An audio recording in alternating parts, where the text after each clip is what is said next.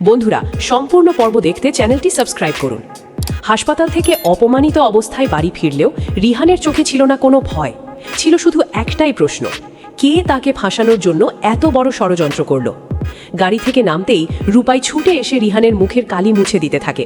রিহানের গলায় জুতোর মালার দাগ দেখে রূপাইয়ের চোখ ভিজে যায়, কিন্তু রিহান শান্ত গলায় বলে, কাঁদবে না রূপাই, আমি অপমান সহ্য করতে পারি, কিন্তু একটা নিরপরাধ শিশুর ক্ষতি হয়েছে, এই দুঃখটা সহ্য করতে পারছি না।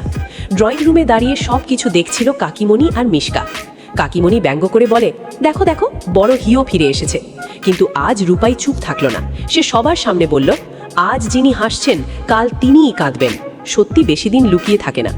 অন্যদিকে হাসপাতালের ডাক্তার গাঙ্গুলির মনে সন্দেহ আরও বাড়তে থাকে, কারণ শিশুটি বেঁচে যাওয়ার পর রিপোর্টে দেখা যায় তার শরীরে এমন একটি ওষুধের উপস্থিতি পাওয়া গেছে যা হাসপাতালের স্টকে ছিলই না। ডাক্তার গাঙ্গুলি সুপারকে বলেন, এটা সাধারণ ভুল নয়, কেউ পরিকল্পনা করে এই কাজ করেছে।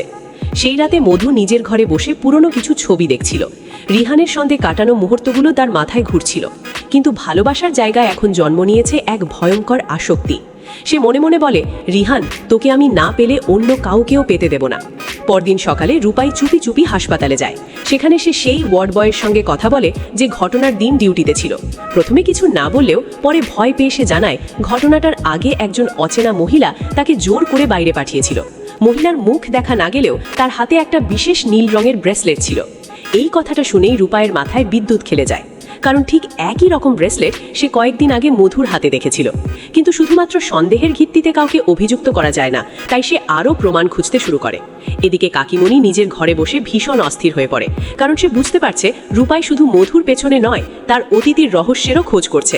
বহু বছর আগে রিহানের মেডিকেল ভর্তি পরীক্ষার আগে খাবারে বিষ মেশানোর ঘটনাটা যদি প্রকাশ পায়, তাহলে তার সব শেষ। সন্ধ্যায় হঠাৎ হাসপাতাল থেকে ফোন আসে। দীপ্তি সিনহার স্বামী রিহানের সঙ্গে দেখা করতে চায়।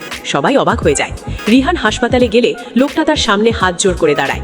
সে বলে, আমি ভুল করেছি, রাগের মাথায় আপনাকে মেরেছি, কিন্তু আমার স্ত্রী এখন বলছে যে মহিলা ইনজেকশন দিয়েছিল তার গলার স্বর আপনার মতো ছিল না। এই কথাটা শুনে রিহানের মনে নতুন আশার আলো জ্বলে ওঠে।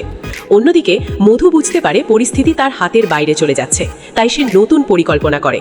গভীর রাতে সে হাসপাতালের স্টোর রুমে ঢুকে কিছু গুরুত্বপূর্ণ নথি চুরি করার চেষ্টা করে, কিন্তু সে জানতো না ডাক্তার গাঙ্গুলি আগেই সন্দেহ করে সেখানে গোপন ক্যামেরা লাগিয়ে রেখেছেন। পরদিন সকালে ক্যামেরার ফুটেজ দেখে ডাক্তার গাঙ্গুলি অবাক হয়ে যান।